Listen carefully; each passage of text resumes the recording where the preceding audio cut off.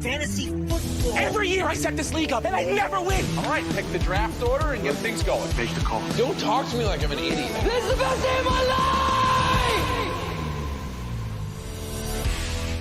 Week 2, God bless fantasy football. Andrew Rogers, Sausha Durkan. Sausha, how are you?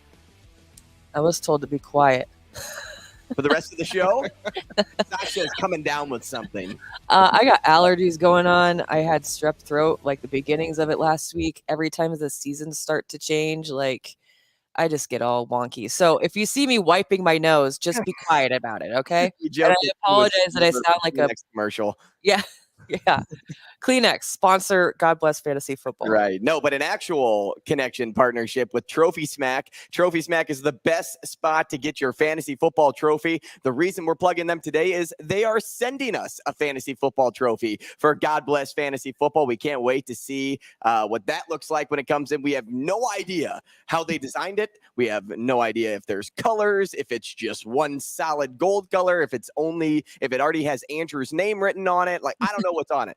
But what I do know is they have some of the best trophies when it comes to fantasy football, and that is the best spot to get it. So head to Trophy Smack. They were on Shark Tank, too, which is pretty cool. Right? That's Brad. Also, like, Dax is like a really cool dude. But if you are wondering what some of those trophies look like, I'm sure that we can link that website in the show notes. And they're huge. Yeah. They are monster trophies. It's not like a little guy like my my little protein drink here. I'm gonna cover the logo because we are just throwing out random sponsors. Free advertisements everywhere. Free ads all over the place. But no, the trophies are, I don't know, like up to your hip. They're that big. Pretty exciting stuff. So we're happy to have a partner in him to allow us to have one of his fantasy football trophies for this year. And of course, big sponsors with charitable organizations as well. And we are here promoting Team Jack, have raised $300 plus for Team Jack through fantasy football. So that's always exciting too. But now that we got all of those things out of the way, let's get into week 2. Some notes to keep in mind. There are rainy conditions again for San Francisco as they play the Seahawks in San Francisco. I doubt it looks like the monsoon that they saw in Chicago last week, but keep that in mind. I would expect a run-heavy game there. We'll see if Trey Lance can bounce back too. Another note, Alvin Kamara is not playing, so Mark Ingram is an instant starter in New Orleans. He was productive when Kamara didn't play last year. So, okay, do I love Mark Ingram today? No. Tampa Bay's defense is very good, but if you need somebody to replace him, Pat and JT, who I'm playing this week, who have Kamara in the lineup, and they play at noon, keep that in mind. You guys have less than 30 minutes to switch that out with Cordero Patterson on the bench. And then also, I'm going to just mirror the other team now. The Bucs are hurting, and they don't have any options right now on the outside. Julio Jones is ruled out. Chris Godwin, of course, is out. Tom Brady had struggled in week 1 to produce against the Cowboys. Just some quick tidbits going into week 2. Yeah. Didn't realize that it was going to be raining. So. I think it's going to be raining every week for San Francisco. Oh my Hopefully goodness. raining touchdowns this week for them because Trey Lance is an awesome DFS play at the price you can get him at. I believe it's $5,700. But let's go through the rankings, Sausha. Let's start with fantasy quarterbacks. And in no particular order, Russell Wilson is probably my favorite this week. I'm looking at him to bounce back. The Broncos threw on nearly 2/3 of their offensive plays in week 1. The Texans let Matt Ryan post 350 yards on them last week, and somebody dropped them in our God Bless Fantasy Football League. The reason I'm bringing that up right now is I have a waiver in on him. I won't get him this week, but Sausha, you can't get him because you're behind me. Oh, great. Wonderful. Love it. Love it. Love everything about that. I actually we approach things differently this week. So you're going to get a good mix of different things here. I have Josh Allen they're playing the Titans this week. He completed 26 of his 31 pass attempts for 297 yards, 3 touchdowns, 2 interceptions, unfortunately. But he also had 56 rushing yards and had 10 carries as he ran for a touchdown as well. So Number 1 quarterback. This is how I spoke with Sausha a little bit before the show. She had kind of labeled the top 5 this week in regards to fantasy production. If you have any of those top tier quarterbacks, you're basically set. And no matter what, you're starting Josh Allen every week. You're starting Kyler Murray every week. Same with Mahomes, down the list and any of those top tiers. But Sausha's hate player is kind of a juicy one, so wait till we hear that one. Derek Carr's another favorite for me. He's got a lot of upside this week against the Cardinals, who ranked 25th in passing touchdowns in 2021. Mahomes absolutely destroyed the Cardinals last week. I saw reports that it's time to prioritize Devontae Adams in this lineup, but I don't know how much more the Raiders can actually prioritize that guy. He had 17 targets in week 1. The Cardinals gave up a league worst 27 receiving touchdowns, 2 wide receivers in 2021. Derek Carr will be a very productive play this week. Yeah, for sure. Next on my list, I had Kirk Cousins, mainly because I'm pretty sure that you hate Kirk Cousins, and there were videos on. I don't know why everybody comes after me for Kirk Cousins. Kirk Cousins is a good quarterback. I said Kirk Cousins won't be the MVP. There's people saying Kirk Cousins is going to be the MVP. I have 29 other quarterbacks I can choose from that will be the MVP over Kirk Cousins. Slam it down. The gavel is banged. Court is over. That's it. Andrew does not hate Kirk Cousins. I had to put it in here because I knew we'd get that reaction out of you. But just some stats for food for thought. He completed 23 of his 32 passes with 277 yards, 2 touchdowns in Minnesota's 23-7 win over Green Bay last week. And overall this week, their matchup against the Eagles, they have a middle of the road pass defense that Kirk is going to exploit in a potential shootout. So that's why I put Kirk Cousins. I had him lower on my list, but I had to move it up because I wanted you to freak out. Stop it.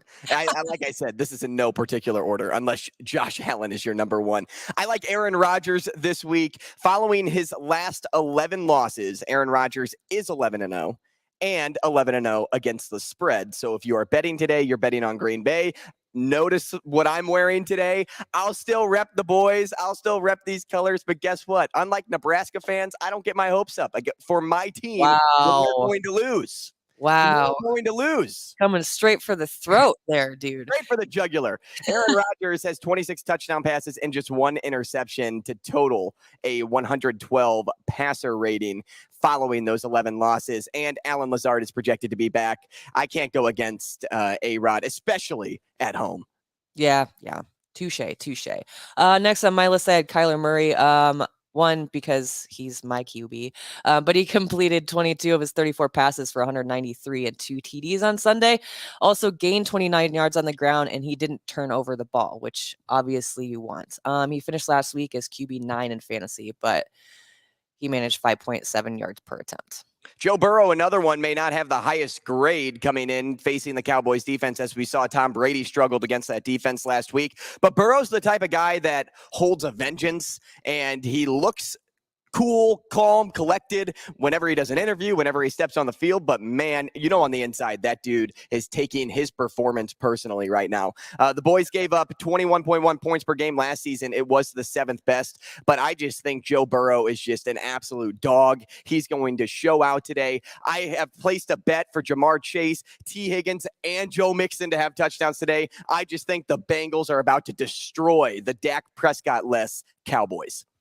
All right. I've got Lamar Jackson next on my list. He completed 17 of his 30 passes for 213 yards, 3 touchdowns, did have 1 interception in the win over the Jets in week 1. And he also had his 17 yards on 6 rushes in the win. So Jackson faces a tough on paper matchup against Miami. But over the last 2 years, they've ranked 9th and 7th in pass defense. They held passers in 9th lowest adjusted completion rate and 12th lowest yards per attempt last year. Lamar Jackson, the top DFS quarterback this week as well. Carson Wentz tied his career high with 4 touchdown passes against the Lions. So keep that in mind as they head into their matchup with Detroit this week. Detroit gave up 38 points to the Eagles. Detroit is not good. He's surrounded by the most talented pass catching group he's ever played with. Scary Terry McLaurin, Curtis Samuel, Jahan Dotson, Antonio Gibson is that wide receiver shifted running back. The Commanders run a pass heavy offense because of that. That makes Carson Wentz not only a great streaming option this week, it makes him a great streaming option for the rest of the season. All right. I have Derek Carr next up on the list. They're playing Arizona this week. This could be a shootout. Carr last week had a 3-pick day. ended up 17 in fantasy, despite having 2 scores and 295 yards. But Arizona's secondary is in shambles. So I think that this will be a potential shootout. I think that Carr this week's going to have quite a few points. Who do you hate? I'm going to get hate for this. I got Jalen Hurts. Yeah, he was QB4 last week, but he didn't throw for a touchdown. Now they're lining up against the pass defense that blanked Aaron Rodgers last week. So, I don't know. I just didn't have a good feeling about it. So that's why I put him on my hate list. So Jalen Hurts is known for his dual threat ability. Yes. Obviously, he didn't throw a touchdown. I get it, but they didn't really have to when every running back on that depth chart, including Jalen Hurts, practically got a touchdown last week. Hurts using his legs makes him just an unbelievable weapon in regards to fantasy. I could not disagree with Sausha more in this case. Minnesota is 9th worst against the run. I have to keep Jalen Hurts in that top tier category this week, especially against this Minnesota team that they'll also ball out. So if they're going to do that Detroit Philly thing that they did last week, I think we're going to see that mirror in this matchup. I really do. I really, really do. So Sausha, you're wrong. I'll probably be wrong, but that's okay. I'm okay with being wrong occasionally. Get ready to hammer me. Tom Brady. I hate that dude this week. Oh, my God. Tom Brady is 0-4 with a 71.5 passer rating and a 0.75 touchdown to interception ratio to go along with 13 taken sacks against the Saints since he joined Tampa Bay. Tampa Bay is without Chris Godwin. He's without Julio Jones. Mike Evans is shaken up. Leonard Fournette is banged up. There's members of that offensive line that's banged up. The Saints defense has limited him to 250 or less passing yards in 3 of his last 4 meetings. There is no way Tom Brady is about to go nuts today. He is a much needed sit. Start anybody else but Tom Brady. Don't start the man. Don't start the GOAT. I know I'll take heat, but what I just told you right there tells me everything I need to know when putting Tom Brady in the BN spot on my fantasy team this week. But it's Tom Brady. I have a feeling that you're going to be very wrong.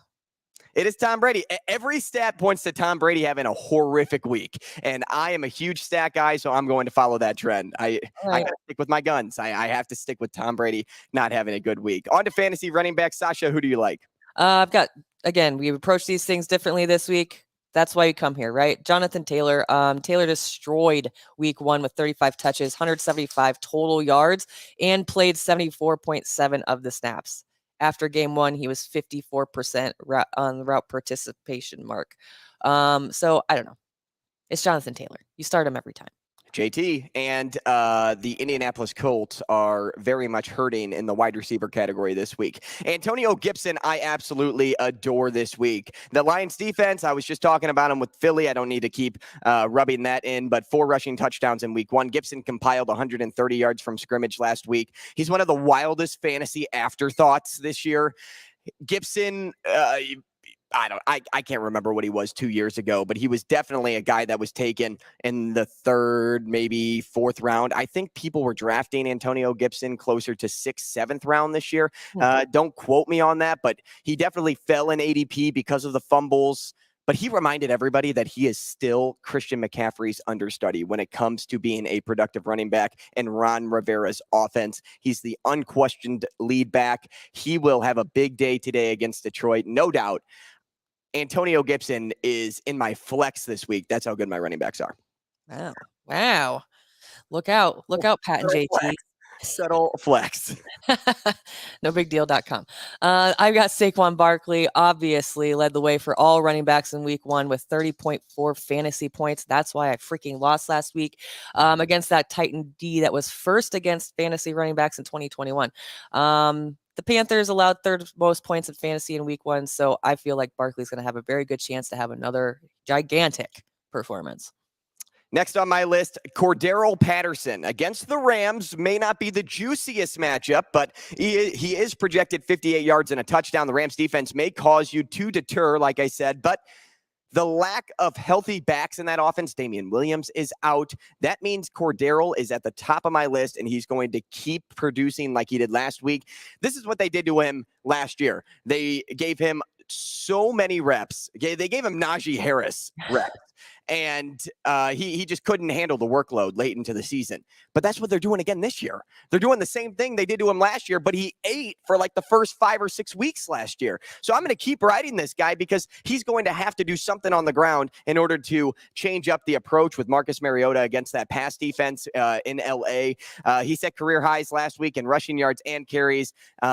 Look, the Saints were the 4th best defense against rushing yards last year, and Patterson went nuts. The Rams are below the Saints. And, they may have Aaron Donald, they may have other big bodies on that line, but man, if I can give Cordero Patterson the ball and he can give me 22 touches again, not only will that be productive for me in PPR leagues because he's a great back out of the backfield, he'll get his receptions, but he also is a guy that gets fed the ball on the 6-yard line, and they will keep running the ball with him until he gets into the end zone. Yep. Good point. I've got Dalvin Cook. Vikings fed Cook 23 touches, which he turned into 108 total yards, played 72.4% of the snaps, and had a 16.7 target share. Also the 10th highest in the position. He finished pretty lower than you would expect him have expected him to, last week, only because he didn't get in the end zone. Cooks this week, prime spot to just crush against a defense that allowed 3rd most receptions and 8th most receiving yards to running backs last year. Next on my list, A.J. Dillon. I think Dillon gets into the end zone this week, too. Dillon was targeted on 6 of his 15 routes last week, and Aaron Rodgers was so frustrated because no receiver could catch the ball. I know Lazard is back this week, but he just did not have a lot of trustworthy options, yet A.J. Dillon was one of them for him. So because of that, Aaron Rodgers is somebody that likes to side with his people, and he is going to keep giving A.J. Dillon the ball. He outtouched Jones last week. The Bears defense allowed 4.8 yards per carry in the monsoon, which is absolutely atrocious if you run the metrics there. Dillon averaged 4.5 yards per carry in week 1. He had a touchdown. He also had 5 catches for 46 yards. The Bears, guys, it's the Bears. The Bears aren't good. Right? I don't know what else to say. They're just not good. They're not good on defense. They're lackluster on offense. I really like Justin Fields. He's just in an unfair position to succeed. Aaron Rodgers and them will ball out. A.J. Dillon will get into the end zone. He's a must play. Alrighty. I got Joe Mixon, top 10 running back. Again, like I said, we approach things differently this week, but you need a good mix of stuff. He played 74.5% of the snaps, 2nd highest opportunity share. Other than, he didn't score a touchdown, but he was exactly what you could hope for in fantasy football with 34 total touches and 145 yards. Led all running backs and routes last week. I also like another backup, Kareem Hunt. And the reason I like him, I will overreact to what he did in week 1. People say never overreact, but here I am. I am going to step up and overreact because he gets the Jets defense this week that gave up 138 rushing yards per game, which is 4th most in the league. And look, the Jets kept Baltimore and Lamar in check. So I'm not saying they're going to keep Nick Chubb in check because Nick Chubb is a much better running back than Kenyon Drake. But what I do think is the Jets will keep it close. And because the game's going to be close, now Cleveland is going to rely more on dumping off passes to Kareem Hunt in the backfield and watching him make plays. I think he gets a receiving touchdown this week. The Jets started the week at +5.5. Week 2 dogs coming off of a straight up loss are 64, 32, and 3 against the spread when the line is 6 points or fewer since 2005. Give me the stats. Give me Kareem Hunt. Match them together. What do you get, Sausha? Start. A must start. Get a must start. Must start. I don't know. Maybe a nice sandwich. Who knows? I didn't really know where I was going there. That's why I bailed. And I said must start. Or I said start. Anyway, I've got Javonte Adams, 29.3% of the target share. Javonte Williams, you mean? Sorry. I have done that literally all day. I wrote it down in my notes that way. I don't know what my brain is doing, but it's Javonte Williams. Excuse me. Had 11 receptions. Let's talk about what is going to be real this week. Williams saw 54.7% of the snap share, 55.9% opportunity, 3 red zone touches. Start the dude. My dog. On my list, Nyheim Hines. You may say, who? Nyheim Hines. Well, who else is playing receiver today in Indy? Paris Campbell, which he is my favorite DFS play when it comes to price. Nyheim Hines caught 6 passes last week out of the backfield and may need to be used more in that role without Pittman and Pierce in the lineup. With Pittman out there last week, Hines still saw 11% of his snaps out wide and another 15% from the slot. He posted a 27% target per route with 2.4 yards per route. That's okay if you can give me a PPR option. Nyheim Hines, I think, is a must start. Did you hear me burp there? I was like mid-sentence and I kind of burped. Did you hear that? No. Good. Nope. I just outed myself. You're clear, buddy. I have the handy dandy little mute over here for when that's happened to me. Are we on to our hate? We are on to our hate, and then we got to quickly go through the rest of this list because we always talk way too long. Christian McCaffrey, because I hate Christian McCaffrey. Great. You said quickly. I just don't like him. What? Okay, I guess, again, I will disagree heavily with Sausha and her take. Devin Singletary is a hate for me. It's pretty plain and simple. 84.6 yards per game is what the Buffalo defense allows. And with the running back rotation there, he's just hard to trust. Mm-hmm. On to fantasy wide receivers. Let's just give 3 here. Sausha, go ahead. All right, Justin Jefferson. You don't ever think twice. Start him every time. Jalen Waddle last week. Waddle got a touchdown. Tyreek Hill got the targets. I still think Waddle is still there for the volume. He won't get the volume he got last year on those short pass gains because Tyreek is now there, but he's got more big play potential. Baltimore's lacking in the secondary this week. I like Jalen Waddle. I've got Jamar Chase on my list with T. Higgins sideline. Chase was fed 30.2% of the target share, and had 129 receiving yards. Christian Kirk, remember when I told you to reach for Kirk, even if it meant drafting him in the 8th round? Anybody? I do. Yes. I can go back on the tape. He earned 3 red zone targets and a 32% target share and a 91% route participation in the first game. Guys, this guy is going to go nuts this year. If you passed on him, you're a fool. Christian Kirk this week, must start. And my third one for this week will be Devontae Adams. Adams saw 50% target share. Carr targeted him on 50% of his passing attempts. So that's 17 targets. And he snagged 10 balls or 141 receiving yards in week 1. I'm going to go off the beaten path here with my last pick. My Sunday sleeper replacement. So if you have a guy that went out right before the start this week, maybe Gabriel Davis, and you're wondering, man, I can't wait till Monday to figure out if he's going to play or not. Should I start somebody else? I think Devontae Parker is an interesting replacement this week. When you need an option, you snag him because he had a quiet week 1, but he played every snap. Just keep that in mind. If he's on the field the whole time, I think he'll get his touches this week. He only had 9 receiving yards in week 1, but he did have Xavier Howard on him. He's one of the best in the defensive category. I like Devontae Parker. I think if you can get a guy on the field the whole time, why wouldn't you try to pepper him? All righty. And on to hate. We're going to still do hate, or are we just going to go through 3? Just name your hate. We'll move on. Deebo Samuel. Deebo Samuel. And is that because it's raining? Yes. Deebo Samuel. Yeah, I think he'll still be productive as long as Trey Lance. That's why in my notes why I have him as my hate.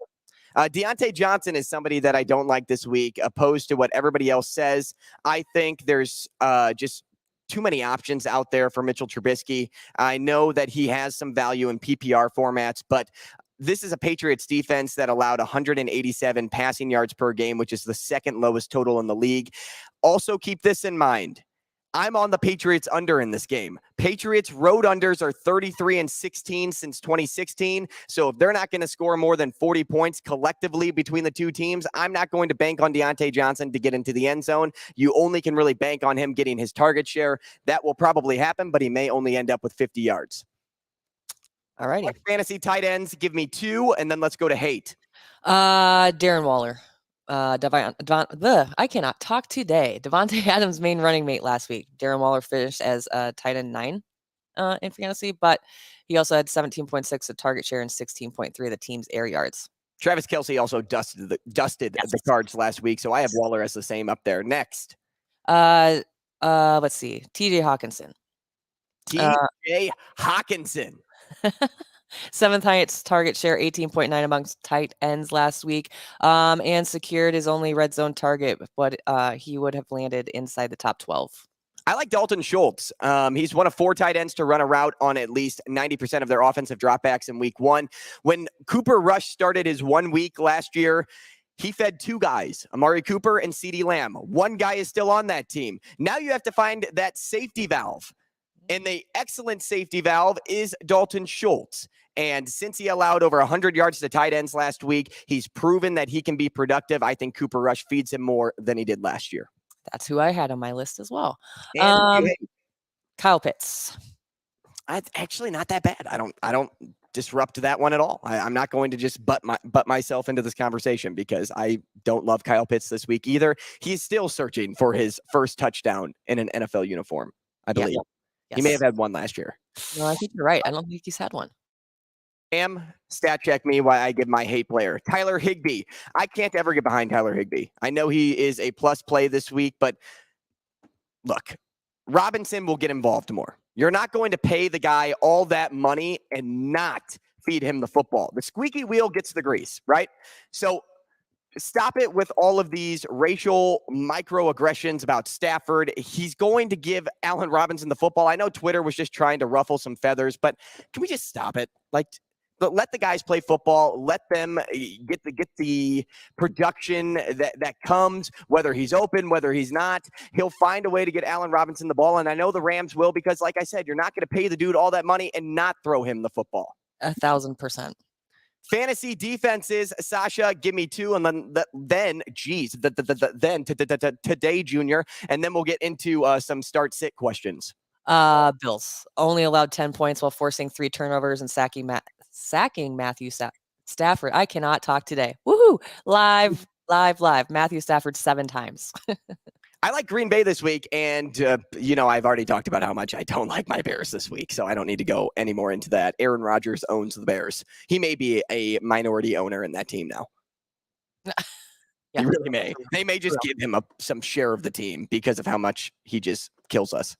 Yeah. Are we only doing one defense? No, go ahead. Do another one. I've got the Colts.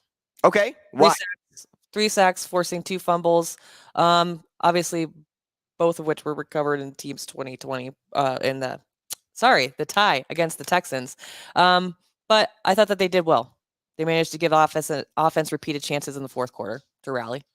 I think Cincinnati is an interesting play this week only because they're facing off against Cooper Rush. It's kind of a mulligan if we're throwing out terms. On daily fantasy, they're 2,200. They're the 3rd lowest team to snag. So if I can build my daily fantasy lineup and put them at the bottom and get more value out of other players, maybe more targeted players in other lineups that may take a higher price tag, I'll take a low defense like the Bengals this week against a Cooper Rush. I really will. I dig it. Who do you hate this week? I actually didn't pick a defense that I hated. Okay, well, I will step in and say the Eagles. And the reason I don't like the Eagles this week is because they were an automatic start last week. Look, I was looking things up, and I saw that the Eagles' name were tossed around in maybe some Super Bowl sleepers, teams that put together really well in the offseason. And now as they enter this year, they're like, wow, the Eagles, they could surprise people, make a great run in the playoffs, maybe win a Super Bowl. Look, they were an auto start last week and allowed 35 points to the Lions. That defense has a lot of work to do. The Vikings just carved up the Packers like a turkey on Thanksgiving. I expect them to carve up the Eagles in this matchup. I just really do not like the Eagles here. I don't. I think it's kind of a trap play to put the Eagles in your starting lineup. All right. I like it. Let's get to some start-sit questions before the start of the NFL day. Remember, this is where, time gets tough. You're moving people around in your lineup. What do you need? You may need an expert to help you out. We're here to do that. Sausha, do you like Miles Sanders or Allen Robinson in a full PPR? Oh, God. That's how I responded when I looked at that one. And remember, you can reach out to us on Herd at Sports, and we are here to answer your questions. Anything on StreamYard too, Cam? Just go ahead and butt in. I would probably say Sanders. But I said Sanders too, and the only reason is because he had more production than Robinson last week, and I know I just stood up and gave a speech about how Allen Robinson will get more production, but I'm not going to trust it until it's there. I just won't. You got to see it first, for sure. Next, Michael Thomas or Terry McLaurin, non-PPR. Non-PPR. Yep. McLaurin.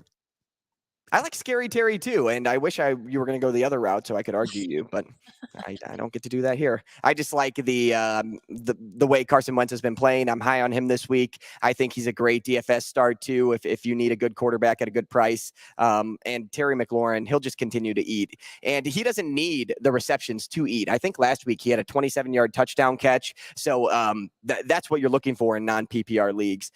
So I really like that. That's all we really got for starter sit this week. Nobody. They must not have a lot of questions about their lineup, so everybody should be set, ready to go as week 1 approaches here. We're less than a minute to go. Sausha, any final thoughts?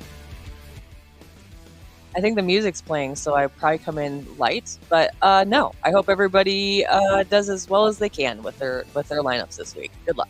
I'm pretty well set. I wonder if Pat and JT made that change. Let me see real fast. Can play the music just a little bit longer. I want to see if they were able to make this change. They did not, so they have 1 minute to try to get this out there. Remember, there are many things a man can do with his time, but none are better than this. We wish you good luck this week in fantasy football. God bless you, and God bless fantasy football.